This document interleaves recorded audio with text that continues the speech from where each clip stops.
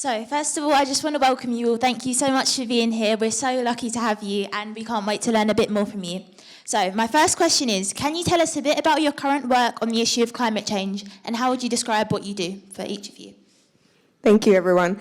So my role in climate change at the moment is with a global NGO called Care About Climate, and it is completely youth-led. We are found everywhere across the world, and I specifically work with their COP training team, and we work on creating a accessible educational platform for youth everywhere around the world to learn more about COP, to learn more about climate weeks, to learn more about how they can join, and why their presence as youth, as young men and women within the climate field, and if you want to learn more about what the climate field is, to learn why their voices are important, why you are needed in negotiating spaces, why you are required to be in those conference rooms, wherever it is in the world.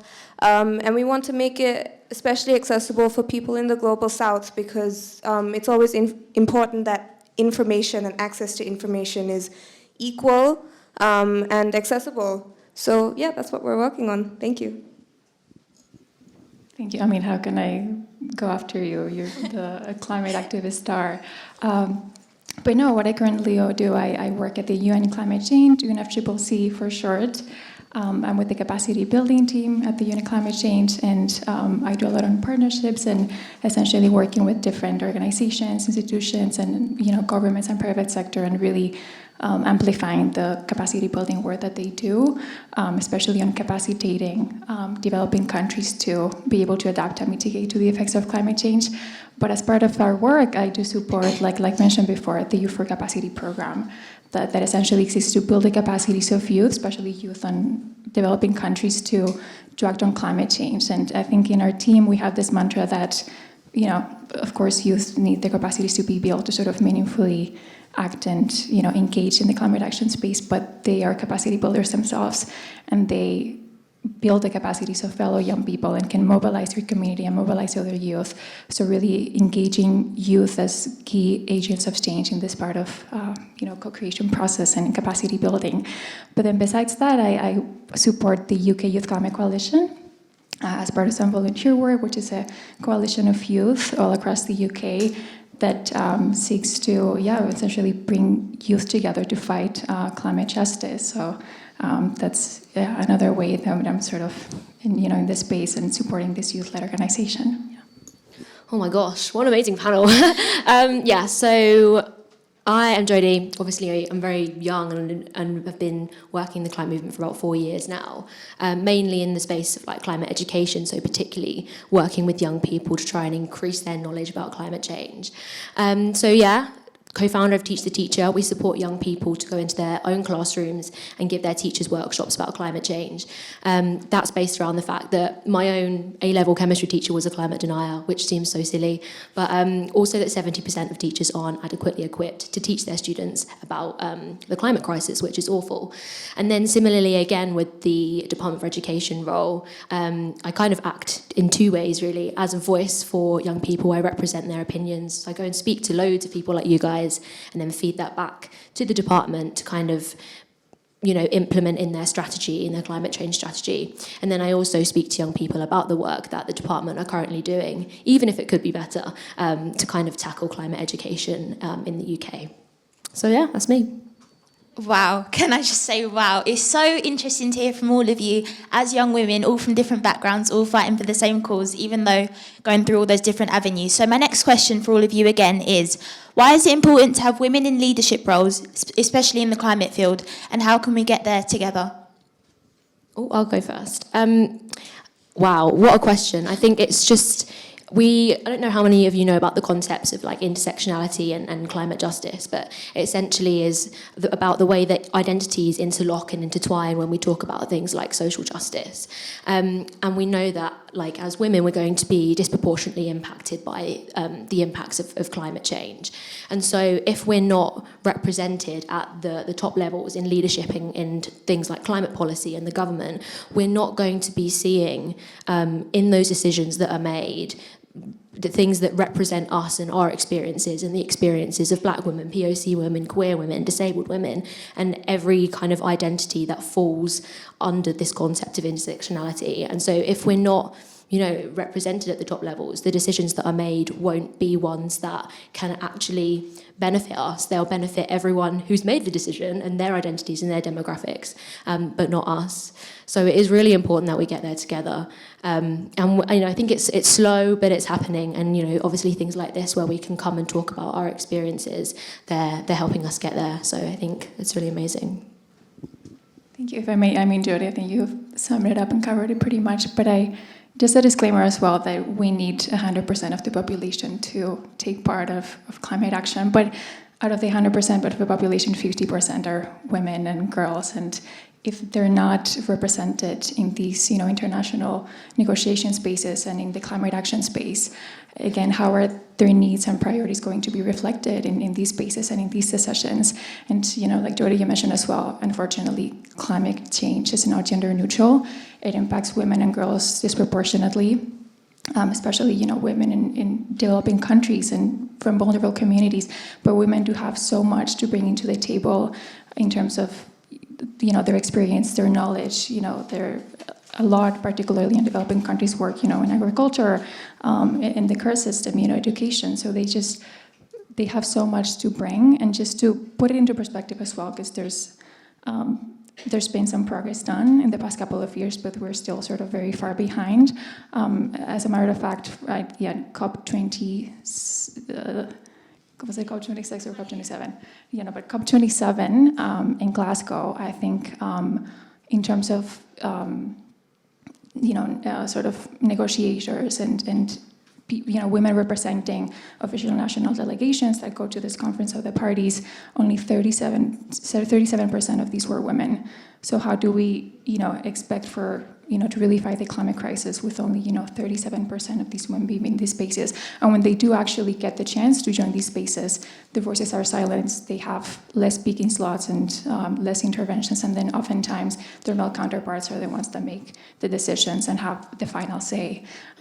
Even in COP26, I think that the UK delegation, it was all male, from senior representatives to civil servants to negotiators, they were all male. So how do we expect to actually fight the climate crisis and, address the sort of intersectionality that comes with it and all these sort of other cross-cutting issues that are related to it when women are not part of these spaces? So I think that's instrumental, and really giving a shout out as well to Girl Lab for providing these spaces where we can, actively sort of share our experience and this knowledge and, slowly but surely, not only having sort of our voices heard, but make sure that women take a permanent seat at the table of these spaces. Yeah.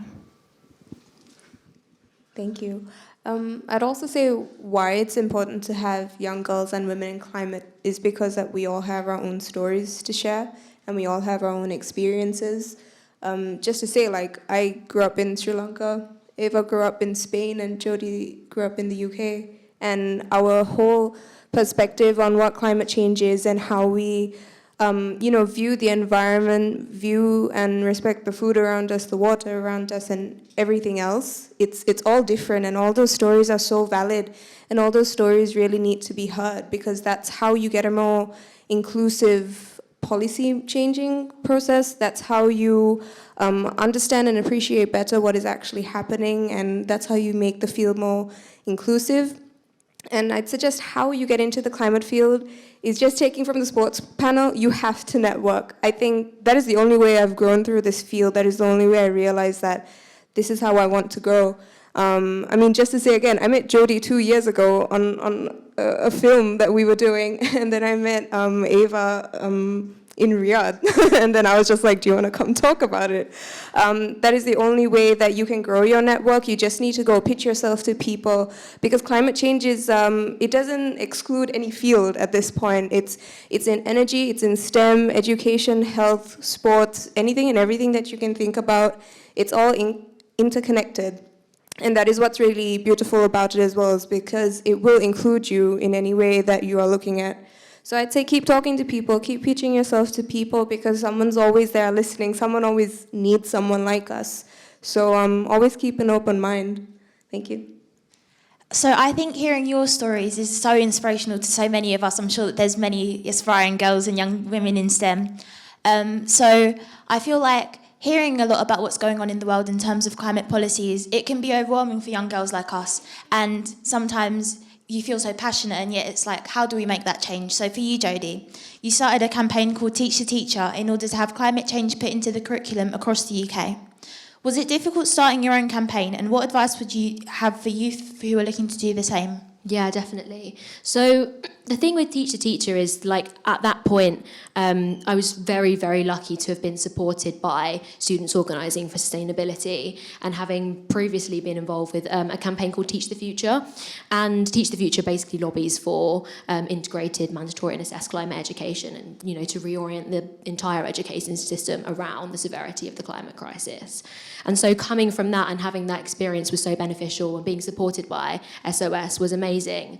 But it's definitely not the same. I know that the issue with starting something that you feel so personally involved with, it can be so difficult because the overwhelming scale of the problem just seems to be this massive burden, and it is. Like, it's really understandable that it is.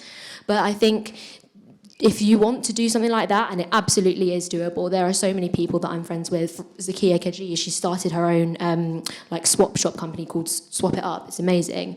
Have that community of people around you. Have those people that you know are going to support you. Again, all things being reiterated from the sport panel, but having that support from SOS was so key and instrumental in, like, me being able to have this campaign, which we're now kind of aiming for 200 schools a year in the UK, which is insane. But having that support and having those friends around you, and having this network which you know that you can fall back on for help, where you can draw on inspiration and creativity and ideas, and have this room for collaboration, is so, so important. Doing it on your own is way too difficult, and I think it's really, really necessary to have those people around you that know kind of and can help. And if I can ask a follow-up question on that as well, because as you mentioned, like, it being such an overwhelming issue and being so pressing, and more people being educated more and more about it and entering that space, what was your main driving force that helped you overcome that mental barrier, like going into a male-dominated space? Yeah. So when at the very, very start of when I started doing campaigning, it was when, you know, Greta Thunberg was in the media and there were all the school strikes going on. And I thought to myself, look, that here's this incredible figurehead in the media. I can be doing the same thing. And I wasn't allowed to go to school strikes. It's a privilege to be able to protest, and unfortunately my parents didn't allow me to do that. So I thought, you know, let's start small and, you know, start something in my own school. And that was kind of the tipping point, really, and it all kind of just snowballed from there. So I think, you know, if you're thinking, how can I, as someone so small, have an impact on this crisis which is so big, you don't have to do anything super massive. You can start an eco club in your school. At university, there's multiple societies. At UOM, it's called People and Planet. There are youth strike movements that you can join. Do whatever you feel is right for you. You don't have to go into something massive at the start, and it's not what I did. I didn't think that I could do that at all. We started by planting trees in school, and now, you know, I'm here speaking at the Girl Up Summit. So it truly is possible. You just have to kind of do what feels right for you, and don't feel that anyone can tell you that you can't. Yeah, I feel like that's such a potent message of just starting small, because every little counts at the end of the day. And we're not all going to be the next Greta Thunberg, but we can all make those small steps to a brighter future together. So for you, Zayna, congratulations first of all on serving as a UN Youth Delegate at COP28. Could you share more about what COP is and why it's so important to have youth voices as part of that delegation? So COP is the Conference of Parties. It is a yearly event that happens by the UN. It is a climate conference, and it happens in a different country every year. And you have, they invite a lot of different governmental organizations, institutional academies, NGOs, communities. And following up to COP, you also have different climate weeks representing different regions of the world as well. You have North America, South America, you have Africa Climate Week, you have the Middle East and North African Climate Week, you also have the Asia and Pacific Climate Week. So leading up to that, the Conference of Parties is a massive event that happens, and then you break it down into the different fields within climate change. So you have gender and youth, you have energy, you have finance, you have policy making, and you've got food loss and waste, you have agriculture. And within that, what we're trying to do is trying to understand how it can be more inclusive to youth, and within that even to women and to young girls, because you can't have a conversation about the future without us. And for a long time, that's what people thought they could do, and then they realized that the game has changed when they bring people like us on stage. And the reason why we're trying to do more of that is because you cannot make policies without us, because we understand what's happening a little bit different to what the people in charge, what they think they know. And I'd say ways in which you can get involved, or the importance of getting involved, is like I said before, like we have stories that nobody else has. And when you start to share it with negotiators, and you start to share it with governments, and you start to share it in academic spaces, people don't just listen, but they learn. They learn that there is something missing in their research, and they learn that there is something missing in the way that they're thinking and approaching. Not that what they've been doing is wrong, but it's just been missing, because there are things that we understand in the way that we move, like how do we get to our jobs, how do we get to healthcare, how do we get to education? There are things that we have unlocked and that we have seen that they haven't really realized yet. And when you take it to massive platforms like COP, you realize that when you see more people like youth, you need more of us there. And that is the whole point of trying to find even COP badges. I still have people today asking me, how do you get COP badges? Because you need official UN badges to enter COP. You need funding, you need visas, you need insurance, you need healthcare, you need financial backup as well. So having more youth there at massive conferences like COP, people also need to realize that we need help getting there, and we need their help, because we're not going to do it on our own. We really can't. And when you see more like us, and then you see that they need more people like us, they will realize that they need to help us get there. So thank you. And I think it's just so important to notice, for all of you, I mean, as young women, like you've achieved so much at such a young age, but obviously that's bound to affect you to some extent personally. So for you, Zayna, and obviously if any of you want to contribute, do you think your mental health is impacted by being involved in climate change advocacy? And if so, how do you prioritise your own mental health? I think, yes, like it does impact mental health, but in a good and bad way, because like personally for me, mental health has like a good side and bad side to it. Yes, in the sense that I can see it growing, and I think when I started out in climate change, I didn't really know how to get into it, but as it's progressing, and I can see people with me progressing, that has that good side to mental health where you feel like you're not alone in it. I'd say the harsher part of being in this field is that you don't really know where it's going as well. Sometimes it's continuously changing. There are people who realize that they need to be in it. You realize that there are massive corporations like Shell coming into it, and then you're like, okay, so, but we're on two different sides of this, so where are we going? So there are different sides to it. There's also, I guess, like I said, because networking has its good sides and bad sides as well. So what about a job? How do I get a job in this field? I can't volunteer for this my entire life. So there are different sides to it. And I'd say one way I've managed to cope with mental health within this field is just to speak to people. I think sometimes I don't really wait for like someone to give me a solution, but it's more if I talk to them and they realize, yeah, it's been the same. Sometimes it just takes that weight off your shoulder because you're not alone in it. Yeah, and specifically with something like being really anxious about the scale of the problem, it's such a natural response to have. And I think that sometimes the whole narrative around something like climate anxiety can be, oh, like you're anxious and you're worried, okay, like go and speak to a therapist because something's wrong with you. That's not the narrative that we should be spreading. Climate anxiety is an incredibly natural response to when you think about something that is on the scale that climate change is globally affecting every single person in different ways.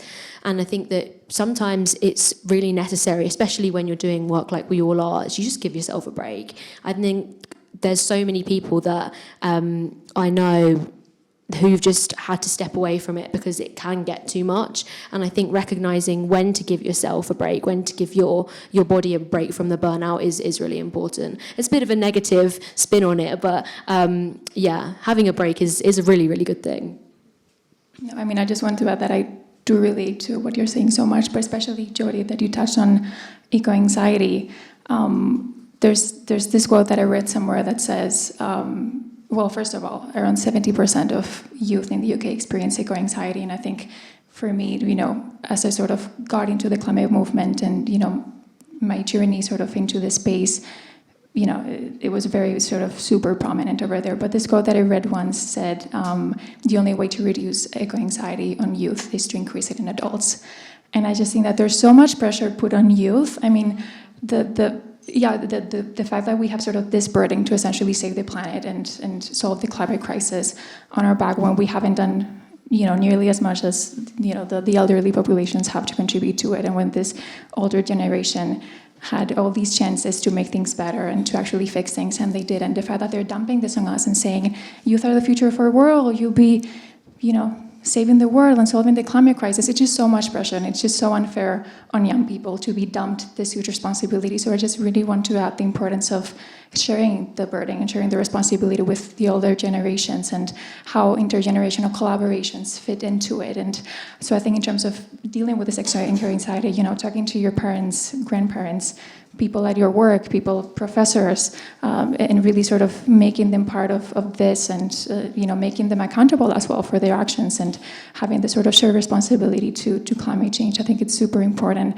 but in terms of burnout as well, because I think it's really easing the space to get burnout. And, we're both juggling and doing many different roles and wearing different hats, and a lot of it is, unpaid and long hours. And I was just actually saying this to Zayna 2 days ago, that self-care is not a luxury, it's a necessity. I mean, it's really the only way to really take time for ourselves and sort of tune into our emotions and really take a break. Or if not, our advocacy efforts are all for nothing. But yeah, this just wanted to add from my side.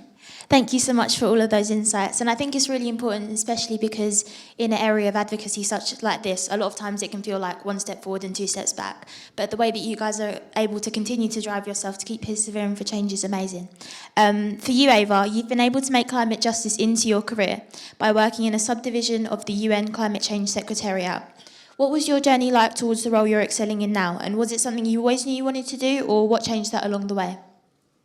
Thank you for that, and I feel like excelling is definitely a really big word, but short answer is no. I absolutely had no idea that I would end up, in the climate space, and I think, like for a lot of youth, people think, oh, youth are so passionate about climate change, but I think it comes out of a sense of urgency and a necessity and a responsibility of really wanting to be involved. So I think that's how it started for me. I was around 18, 19 at university, and sort of the more I learned on the news about climate change, the more infuriated I became and into, angry to politicians, the current system, but then to the lack of action that they had done in the past. And so I think in terms of how I sort of first took a step into the climate movement was through, channeling my anger and really finding ways on how to contribute. But I would say in the beginning as well, it was really hard. I really didn't know where to start. I think the first thing that I did, which was trying to sort of change my lifestyle, and sort of make it more sort of eco-friendly, and just, educating myself and being aware of the climate crisis and its effects and its impacts globally. But so much blame tends to be put on the individual, and I'm just like, how can I actually make, systemic change and really contribute? And again, it just felt, I'm like, where do I start? And I think for me as well, I think acknowledging my privilege. I mean, at that point, I hadn't necessarily really experienced the effects of climate change firsthand.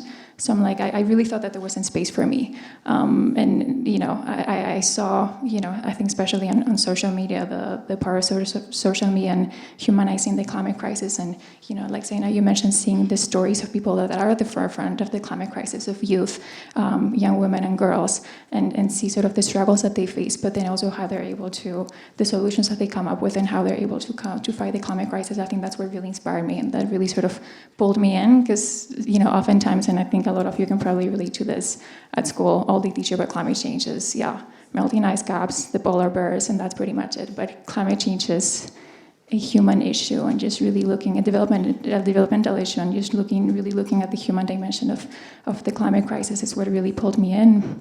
And yeah, I mean, I did see these people that had sort of these struggles, and I felt, who am I to sort of be part of the, climate movement when I really haven't experienced the effects firsthand, but just to tell to everyone as well that, there is space for you. And like Zayna, you mentioned, we all have our story to tell, and I think it's super important to own our stories, but then also to share them, and we all have, we're just so diverse in terms of, diversity, skills, knowledge, passions, talents, and we have so much to bring into the table. So just having that, self-confidence and knowing that your actions do have an impact, I think that really motivated me, pushed me, and I think through that, I discovered great work being done by youth-led organizations, and once I sort of took that step in, they were able to really shelter me and build my capacities and my awareness. And then through that, I think the aspect of community building really comes into place, having that sort of community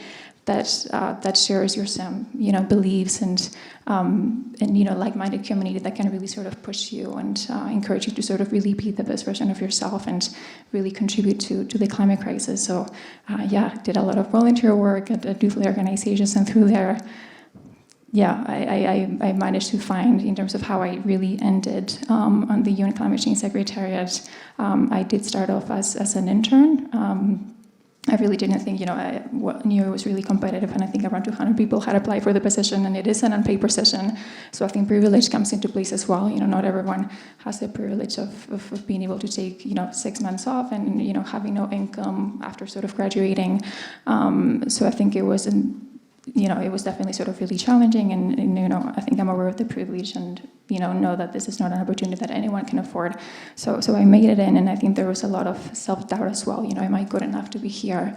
Do I have enough experience? I was really afraid of messing up as well, but I was lucky enough to have a great team and a great supervisor that really encouraged me and gave me a lot of responsibility and appreciated everything that I had to bring to the table, and then I guess made a good enough impression with the team that then a year later I sort of made my way back, and I think it's really fulfilling as well, and kind of a bit of a big sort of circle moment, given that the way I was first introduced to the climate movement was through, being involved in these youth-led organizations, and now being part of the UN climate change and being able to sort of capacitate other people as well. It's been, it's definitely been a bit of a hectic journey, so to say, but that's sort of the rest of history, I guess. Thank you so much for that. It's just so amazing to hear your journey from going to like just a thought and just a passion into something so big. So on a similar vein for all of you, what initially inspired your passion for climate activism, and how do you stay motivated throughout your work? Oh, okay. So at the time, I think I was 15, like I said, seeing all of the school strikes in the media, wasn't allowed to go to them, wanted to make a bigger impact. And then because it was a bit of an awkward time, actually. As soon as I kind of started getting involved in campaigning, it was COVID and the pandemic, which was really unfortunate timing. But, oh my God, at that time, because of that, I was having a really different experience of education. And that kind of really fed into me thinking, there's such a big opportunity here. And I recognise that this wasn't the same for everyone. Some people had really awful experiences of the pandemic, and I was lucky that I was able to kind of throw myself into doing campaigning and something like Teach the Future. It was at that point I realised there's a really big opportunity for education here. Coming out of this pandemic, we can build back better, and we can have a more green education system. We can put money into retrofitting schools. And so it was very difficult to be motivated when, you're on your own in your house, but being able to be online and understanding that there are other people having these same experiences as you, that was kind of the moment of realization where I was like, there is a movement of people wanting better climate education, and those are the people that kind of kept me going and still continue to inspire me and keep me going now, knowing that there are people, and so many young people across the UK, that are going to be benefited by the work that I'm doing and the work that the campaigns I'm working for are doing. So, yeah. Thank you so much for that. Once again, I just want to say a big thank you. It's been so amazing to hear from all of you. And if I can just ask in a few words, maybe one phrase, what would be your initial advice for someone just starting out, like your first top phrase? Wow, that's a tough one. I would actually say, just to tie it back into, our sort of impact and the art of storytelling, is to own your story and then to share it. And I think something that I wish someone had, told me very early on in my journey is that there's not only space for all of you in the climate movement and sort of in the climate action space, but in fact, we need you all to be a part of it if we want to sort of collectively solve the climate crisis. Yeah. Thank you. So I think the main things that I've gotten from that is to keep your community close, put yourself first, but also every little counts. So once again, thank you so much for being here, and I will pass it back on. Thank you. Thank you so much, ladies. Hearing your passion and your stories on such a prevalent issue right now and the education pieces behind it, I really do implore us all to continue being better citizens in our environment, as it's the only one we have. The world is for us and for us alone, so let's love it back.